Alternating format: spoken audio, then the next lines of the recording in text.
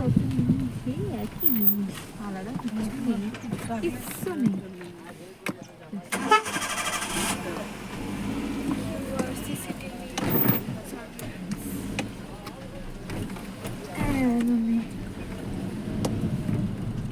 এই পাশটা হচ্ছে জঙ্গল আর এই পাশটা হচ্ছে ড্যাম। এই হচ্ছে জঙ্গল, মানে এইদিকে জল ছাড়ে।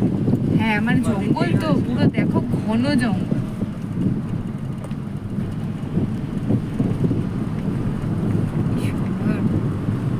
আমরা সেই মাঝখানে বাইকগুলো দাঁড় করে এইখান থেকে সে মাছ ভিডিও কল করেছিলাম না,